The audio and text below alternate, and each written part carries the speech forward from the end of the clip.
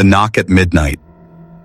The house was quiet when the sound came. At first, he thought it was the wind against the old wooden door, but then it came again, slow, weak scratching, almost like someone dragging their nails on the wood. The man froze. It was past midnight, and no one came to his home at this hour. He lived far outside the city, where neighbors were miles away, and silence was his only company.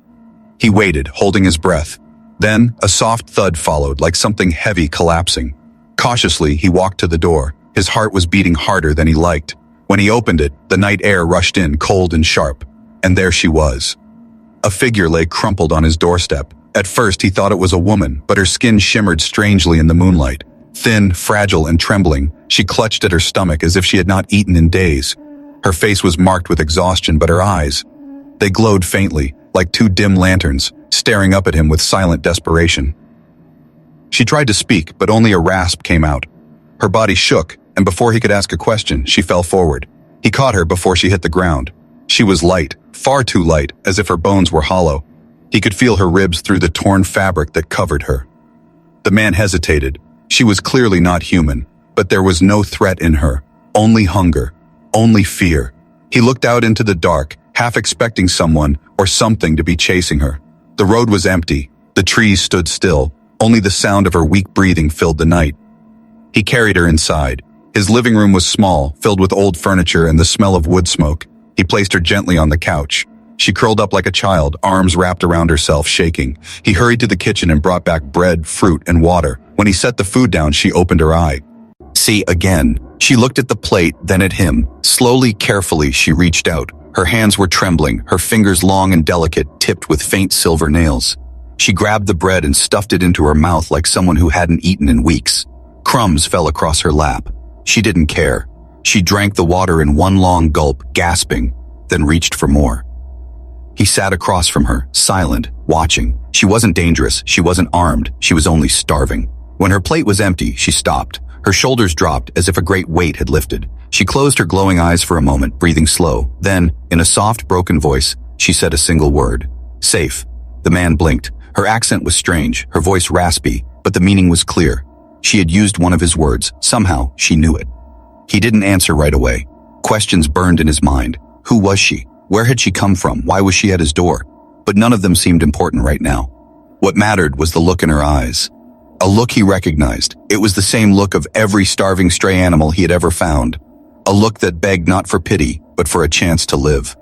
The night stretched on, and the fire burned low. She fell asleep on the couch, curled tight, as if afraid he would throw her back out into the cold. He sat nearby, staring at the shadows on the walls. Something inside him shifted. He didn't know who she was. He didn't know what danger she might bring. But one thing was certain, he could not leave her outside. Not tonight. Not ever. And so, with the midnight wind whispering outside his window, he made a silent choice. She had come to his door starving, but she would not be alone anymore. The first meal. The morning light slipped through the curtains, falling across the small living room. The man stirred awake in his chair, stiff from sleeping upright. He glanced at the couch. She was still there, curled tightly, as if protecting herself from some invisible hand. For a moment, he wondered if last night had been a dream, but no. The faint glow in her skin told him it was real. He stood slowly, careful not to wake her. In the kitchen, he brewed coffee and cooked eggs, the smell drifting through the air. He wasn't sure what she could eat, but his mind told him that food, any food, was better than letting her starve. The sound of a spoon against the pan must have reached her. When he looked back, she was sitting up. Her eyes blinked against the sunlight, confused, almost afraid. She hugged herself, staring at him like a cornered animal.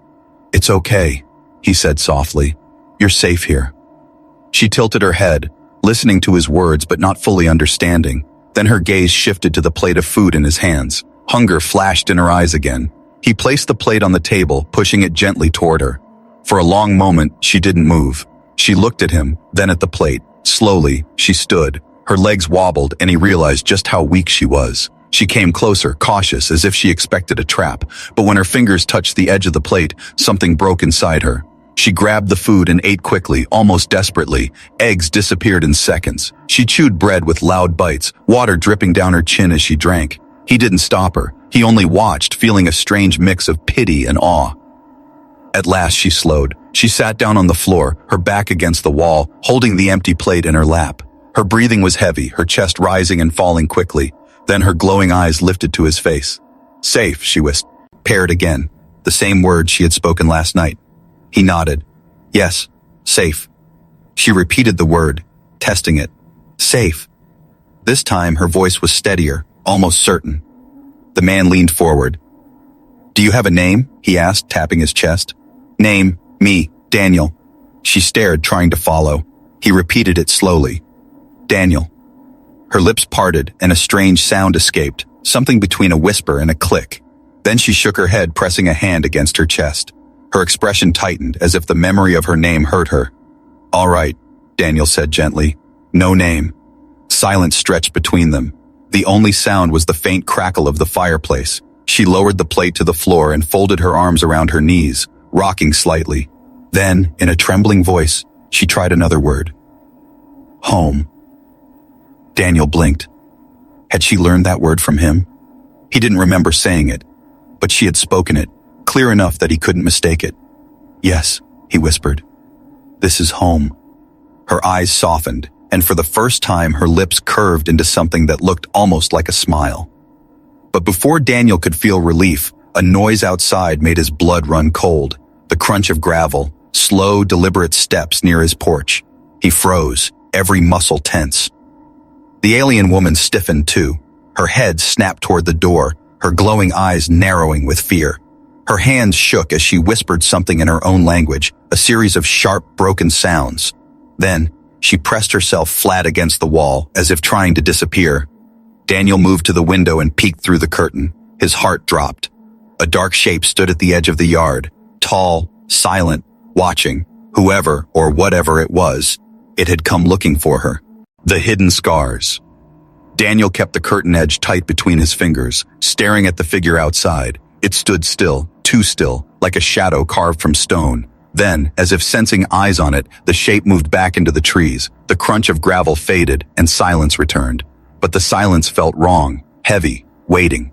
Daniel let the curtain fall and turned toward the couch. She was crouched low, arms wrapped around her knees, rocking like a terrified child. Her glowing eyes were wide, filled with panic.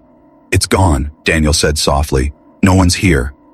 But she didn't calm. She whispered something in her strange language, the sound sharp and broken. She pulled at the collar of her tattered clothing as if it was choking her. Her breathing turned fast, shallow, ragged. Daniel crossed the room slowly, kneeling a few feet from her. Hey, you're safe here. Her gaze flicked to him. For a heartbeat, he thought she would lash out, but instead she pushed back the torn fabric from her shoulder. Daniel's breath caught. Scars, deep, uneven, running down her arms and back. Some were old, pale lines. Others were fresh, raw, angry red. It looked like she had been burned, cut, branded. Each mark was a story of pain. She pointed to the scars, then to the door. Her voice trembled as she spoke one broken word in English. Hunters. Daniel's stomach turned. Hunters. Someone had done this to her. Someone wanted her back. She wrapped her arms tighter around herself, shivering. He wanted to comfort her, but he knew sudden movement might make her retreat further. So he sat down on the floor, keeping distance, and spoke in a calm voice. You're not going back, he said. Not while you're here. Her eyes shimmered with tears, though no sound escaped her lips. She looked at him with disbelief, as if no one had ever spoken those words to her before. Slowly, Daniel extended, his hand palm up, not touching her, just showing. For a long time, she only stared. Then, with trembling fingers, she lifted her hand and placed it lightly in his. Her skin was strange, warm yet fragile, with a faint pulse beneath it. She flinched, ready to pull away, but Daniel didn't squeeze, didn't hold. He only stayed still. After a moment, she left her hand there, the faint glow of her veins shining in the dim firelight. Her lips moved again, shaping a single word. Safe. Daniel nodded. Yes. Safe. She drew her hand back and curled against the couch. Exhaustion washed over her, but not fear this time. She let her eyes close, though her body twitched with half-formed nightmares. Daniel sat for a long time, staring at the scars in his memory. He knew what he should do, call someone, alert the authorities, get answers. But deep down, he knew what that would mean. They would take her. They would not see her as a person. They would see her as a thing to study, a problem to contain. And after seeing those scars, Daniel could not allow that. The fire cracked low. The house grew colder as night began to rise again. Daniel stood, checked the locks, and returned to his chair. She shifted in her sleep, murmuring in her alien tongue, one hand clutching the edge of the blanket he had given her. He watched her, feeling something heavy settle in his chest. She wasn't just a stranger at his door anymore. She was a living being who had chosen his home as her last refuge. And now, by that choice, she had become his responsibility. The chase outside. The night had grown thick, heavy with clouds that blocked the moon. Daniel sat near the window, his nerves on edge. He hadn't told her, but he could still feel that figure out there, waiting. The land was too quiet, the air too still. Beside him, the alien woman stirred in uneasy sleep. She muttered in her strange language, twisting beneath the blanket. Every now and then, she would jolt awake, her glowing eyes scanning the room before she realized she was still safe. Then she would curl tighter, as if afraid the shadows themselves might drag her away. Daniel's hand brushed the rifle he kept near the door. He hadn't needed it in years, but now it felt like the only thing keeping him calm. He didn't want to use it. He only wanted to be ready. Suddenly, a faint hum drifted across the night, low at first, then rising. Daniel froze. It wasn't the sound of a car or a plane. It was sharper, mechanical, almost insect-like. He pulled the curtain back an inch. A light swept across the tree line. Cold, white beams scanned the yard, cutting through the darkness. Drones. At least two of them, hovering low, their rotors buzzing like angry wasps. The woman bolted upright, her body stiff with terror. She whispered the same word again, broken but clear. Hunters. Her hands clutched his arm with surprising strength. Daniel's mind raced. They were searching, not for him, for her. If they found her here, they wouldn't knock on the door. They would break it down. He grabbed her hand and pulled her toward the back of the house. "Come on," he whispered.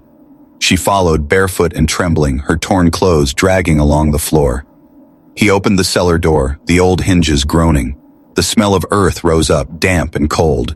He motioned for her to go down first. She hesitated, glowing eyes wide with fear of the darkness. Daniel lit a lantern and handed it to her. She gripped it tightly and descended the steps. Once she was below, he shut the door and covered it with an old rug. Then he moved quickly through the house, turning off the lights and dousing the fire. Shadows swallowed the room until it looked abandoned. The hum grew louder. Through the front window, Daniel saw the drones sweep closer, scanning the walls and the ground. Their beams paused on his door, then moved across the roof. One stopped near the window, and for a moment Daniel thought it had spotted him. His breath caught in his throat. Then it moved on, the light drifting toward the trees again. The sound faded, slow but steady, until finally the night returned to silence. Daniel stayed still for a long time, every nerve in his body tight. Only when he was sure the danger had passed did he lift the rug and open the cellar door. The alien woman was crouched at the bottom of the steps, clutching the lantern so tightly her knuckles were white. When she saw him, relief washed over her face. She scrambled up and pressed herself against him, shaking violently. He steadied her. "They're gone, for now." Her glowing eyes lifted to his, filled with terror and something deeper. Trust. She whispered one word in her broken English, her voice cracking. Family. The sound of it struck Daniel harder than any weapon could. She wasn't just asking for safety anymore. She was claiming a bond that meant he could never abandon her, no matter what came next. Daniel held her shoulders firmly, staring at the dark yard beyond his door. Whoever the hunters were, they had found her trail, and now they knew where to look. The language of trust. Morning came slowly, the sun rising weak through heavy clouds. Daniel had not slept. He sat at the table, staring at the untouched cup of coffee in front of him. Across the room, she was awake too, sitting cross-legged on the couch, her glowing eyes watching the window as if the night's shadows still lingered there. Neither of them spoke for a long time. Silence hung in the air, filled only by the tick of the old clock on the wall. Finally, Daniel decided silence was worse than fear. He needed to break it. He tapped his chest gently. "Daniel."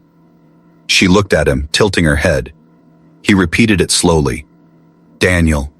My name." For a moment she only studied him. Then softly, she pressed her hand to her chest. A sound slipped from her lips, short and clipped, nothing he recognized as a word, but the way she said it carried weight. It wasn't noise. It was her name. Daniel nodded. "That's you." He tried to mimic the sound, but it came out wrong. She gave the smallest laugh, half real, half broken, but it was the first time he had heard her laugh at all. Encouraged, he pulled a notebook from the drawer. He sketched a quick picture of a house and wrote the word home beneath it. He turned the page to her. She stared at it, then touched the word with her finger. Her lips moved. Home. The word was shaky, but it was clear. Yes, Daniel said, smiling. Home. Her glowing eyes softened. She drew a small circle around the word with her finger as though sealing it. Then she pointed at him and whispered the word again. Home. Daniel understood. To her, he wasn't just teaching. To her, he was home. He flipped to another page and drew a simple stick figure, pointing at its chest. He wrote, family. She leaned forward, her glowing eyes fixed on the page. The word seemed to catch in her throat. She whispered it once. Family. Then again, louder, as if testing its strength. Family, Daniel repeated. Her lips trembled, and for a moment she looked away, blinking hard as if holding back tears. Then she pointed to herself, then to him. Family. Daniel felt something shift deep inside him. He nodded slowly. Yes. Family. The room grew warmer after that, not because of the fire, but because of the fragile thread that had formed between them. It wasn't language yet. It wasn't comfort yet. But it was trust. Still, fear lingered. When Daniel stepped outside to fetch firewood, she pressed against the doorframe, refusing to let him out of her sight. Her glowing eyes scanned the yard, sharp and alert, until he returned inside. That night, as the wind howled through the trees, she sat close to the fire, clutching the notebook. Her finger traced the word family, again and again, as though repeating it could protect her from the hunters outside. Daniel sat nearby, rifle across his knees. He knew the hunters would not give up. The drones had been only a warning. They would come again, stronger, and they would not stop until they had her. But as he watched her whisper the word family in her fragile voice, Daniel knew he had made his choice. He would fight for her, not because she had appeared at his door, not because she was different, but because she had trusted him when she had nothing left. For her, he was home. For him, she was no longer a stranger. She was family, and family was worth protecting. The storm of truth. The fire burned low, filling the small house with shadows. Daniel sat across from her, the notebook open between them.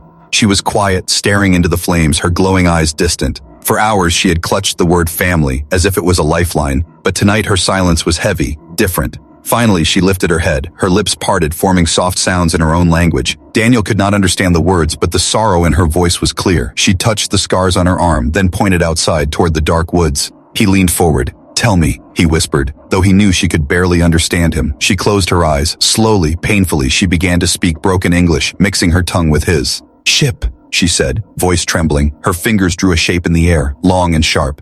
Cage, many, not free. Daniel's chest tightened. He understood. She had been captured, caged like an animal.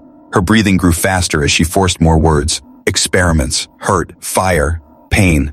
Her glowing eyes filled with tears. We run. I run, alone. Daniel's stomach twisted. He saw it now. Her scars, her fear, her desperation. She had escaped something far worse than hunger.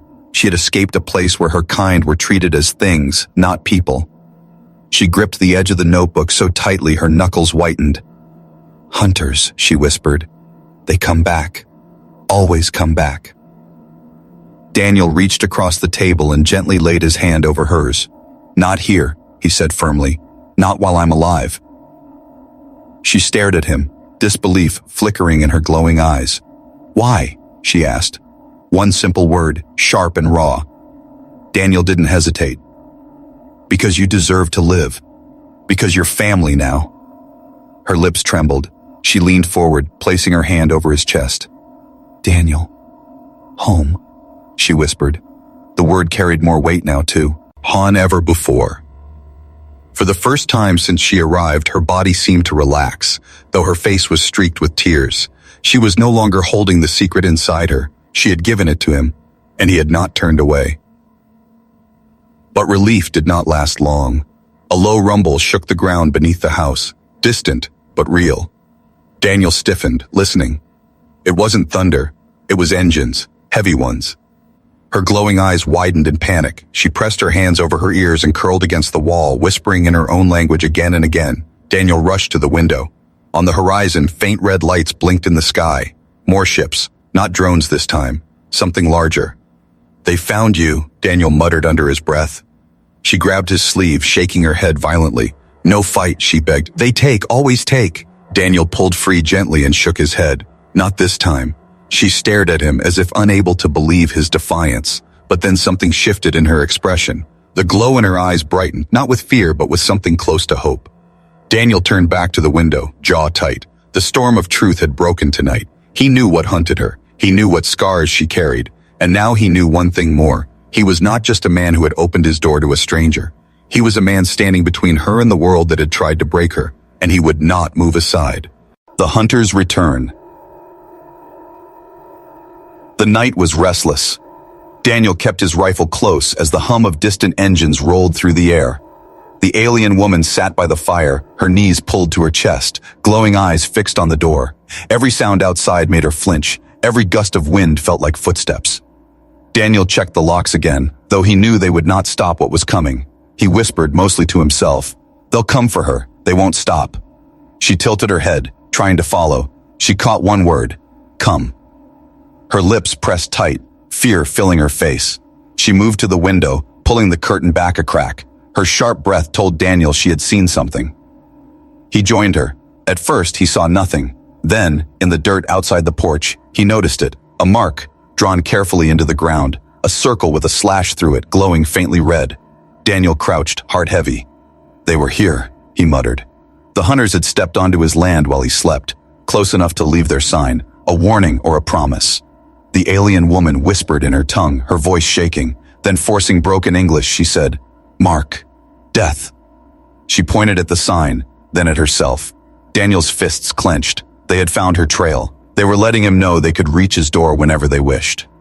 That night, neither of them slept. Daniel sat with his rifle across his lap. She curled against the couch, eyes wide open, whispering to herself like a prayer. Every creak of the house felt like footsteps, every shadow like a figure waiting to strike. Just before dawn, it happened.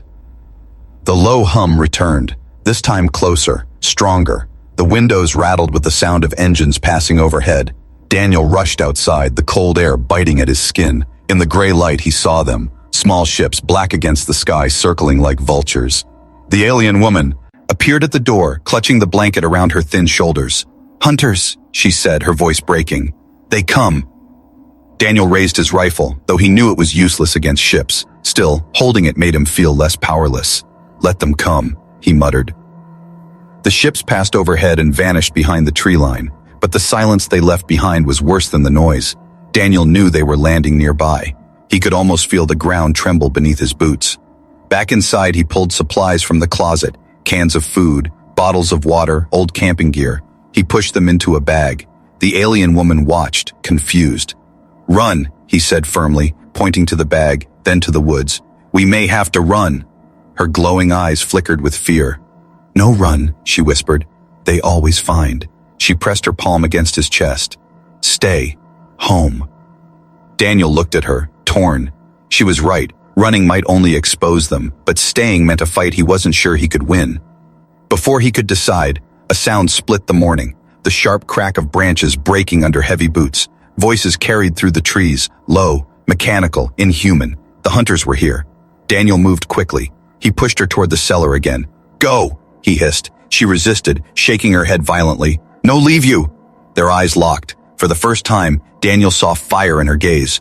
Fear, yes, but also defiance. She wasn't just prey anymore. She had found something worth protecting. "Family," she whispered, as if reminding him of his own promise. Daniel gripped the rifle tighter, heart pounding as shadows moved between the trees. He stood at the door, ready to defend the only family he had left. The hunters had returned, and this time there would be no warning mark. The bond tested. The forest outside was alive with sound, branches snapping, heavy boots grinding against the frozen ground, metallic voices echoing in the early morning air. Daniel's hands tightened around the rifle. His breath misted in the cold, but his heart beat like fire. The alien woman stood beside him, trembling. Her glowing eyes flicked from shadow to shadow, every sound striking her like a whip. He pushed her toward the cellar again, but she shook her head, fierce this time. "No," she whispered. "Family, stay." Daniel opened his mouth to argue, but it was too late. A figure stepped into the clearing, tall and wrapped in dark armor. Its mask glowed with red slits where eyes should have been. Another followed, then another, moving with slow, deliberate precision. Daniel raised his rifle. "Stay back," he shouted, though his voice cracked with tension. The hunters didn't stop. One lifted a device, scanning the house. The machine beeped, loud and sharp, and turned toward the woman. The hunters had found her. She gasped, pressing against the wall. For a moment, Daniel thought she would collapse, but then something changed. Her body stiffened. The glow in her eyes flared brighter, pulsing like fire beneath her skin. The first hunter stepped forward, weapon raised. Daniel fired. The shot rang through the clearing, striking the armor and staggering the figure back. But it wasn't enough. More hunters surged from the trees. Daniel chambered another round, but before he could fire, the alien woman moved. Her trembling stopped. She stepped forward, arms lifting. Her skin shimmered, glowing veins racing across her arms like rivers of light. A pulse of energy burst from her body, invisible but strong enough to throw two hunters back into the trees. Daniel froze. He had never seen anything like it. She swayed from the effort, her chest heaving, but her eyes burned with fierce determination. One hunter aimed at Daniel. In a blur, she moved between them, raising her hand. The weapon's blast struck a shield of light that rippled from her palm, scattering sparks through the air. The force knocked her back a step, but she stood firm. Daniel's heart pounded. She wasn't helpless. She wasn't prey. She was something more, something powerful. Another hunter lunged, claws glinting. Daniel fired again, dropping it to the ground, but more kept coming. The air filled with the roar of engines and the sharp crackle of weapons. The alien woman stumbled, nearly collapsing. Daniel caught her, steadying her against his shoulder. She was burning hot, her glow pulsing weakly now, but still she whispered, "Fight. Together." Daniel gritted his teeth. Together. They fought side by side. Daniel's rifle barked with every shot, dropping one hunter after another. She shielded him with bursts of light, each one weaker than the last, but still enough to turn death aside. At last, silence fell. Smoke drifted between the trees. Broken hunters lay scattered across the yard, some twitching, others still. Daniel's rifle barrel smoked in the cold air. The woman sagged against him, her body trembling violently. Her glow dimmed until it was only a faint flicker in her veins. She had saved his life, more than once, but the effort had nearly destroyed her. Daniel lowered her gently to the ground. "Stay with me," he begged, pressing a hand against her shoulder. "Don't you leave me now." Her glowing eyes fluttered open, weak but steady. Her lips moved, forming one word she had learned from him. Family. Daniel's chest tightened. He brushed dirt from her face, his voice breaking. "Yes, family. I won't let them take you. Not ever." The hunters had tested their bond tonight, and now, Daniel knew nothing, not fear, not death, could break it. The final stand. The yard was littered with broken hunters, but Daniel knew it wasn't over. The silence after the fight felt wrong, too heavy, too expectant. The alien woman leaned against him, her glow weak, her body trembling from the power she had unleashed. Then the ground shook. A low vibration spread through the soil, rattling the windows of the house. Daniel looked up. Through the gray morning sky, a dark shape descended, larger than the drones, larger than the hunters. A ship. It landed just beyond the tree line, crushing branches under its weight. The sound of its engines roared, and a metallic ramp lowered to the earth. From it, a squad of hunters emerged, heavier and taller than the ones before. Their armor gleamed black, their weapons pulsing with deadly red light. Daniel's breath caught. These were not scouts. These were executioners. The alien woman forced herself to her feet, swaying but refusing to fall. Her glowing eyes locked on the ship with pure terror. She whispered in broken English, "No escape. End." Daniel gripped her shoulder firmly. "Not the end," he said. "Not while we fight." He pulled her toward the house, where he had prepared what little defenses he could. Barricades of furniture blocked the doors, and the cellar was filled with supplies. But he knew this wasn't about hiding anymore. This was about standing their ground. The hunters advanced, their boots shaking the earth. Daniel fired the first shot. One fell, but the rest kept coming. Red beams tore through the wooden walls, splinters flying. Daniel ducked, dragging her down behind cover. She pressed her glowing hands to the ground. A faint ripple of energy spread, forming a weak barrier that shimmered across the room. The next blast hit it, slowing, but the shield cracked like glass under the force. She cried out, her strength faltering. Daniel grabbed her hand. "Save it," he whispered. "You'll kill yourself." She shook her head violently. "Protect. Family." Her voice broke, but her eyes burned bright again. The door burst open. 3 hunters stormed in. Daniel fired point blank, dropping one. She raised her hand, blasting another with a wave of light that flung it against the wall. The third lunged. Daniel swung his rifle like a club, striking it hard enough to knock its mask free. Beneath the armor was no face, only a void lit by red sparks. He shoved it back and shot it through the chest. It fell, twitching, and went still. Outside, more were coming. Shadows filled the yard, dozens this time. Daniel's chest tightened. They couldn't hold forever. But he wasn't thinking about forever. He was thinking about now, about keeping her safe for just one more moment. He turned to her. She was on her knees, shaking, her glow dimming to almost nothing. Her lips moved weakly, whispering a word she had carried since the first night. Safe. Daniel pressed his forehead to hers, his voice raw. You are safe. Because I'll fight until I can't breathe. A roar shook the house as the hunters surrounded them. Red light lit the windows. The final storm had come. Daniel chambered his last rounds.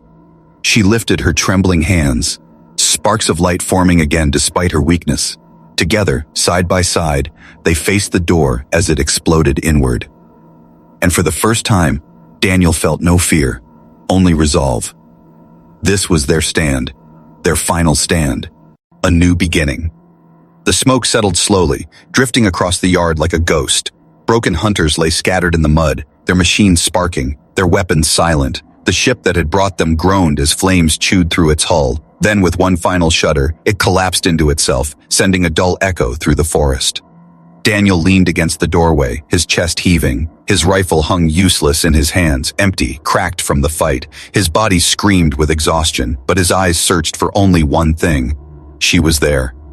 The alien woman sat on the ground, her back against the couch, her skin glowing faintly. Her breaths were shallow, her face pale, but she was alive. Daniel stumbled to her side and knelt, brushing dirt and ash from her hair. You're still here, he whispered.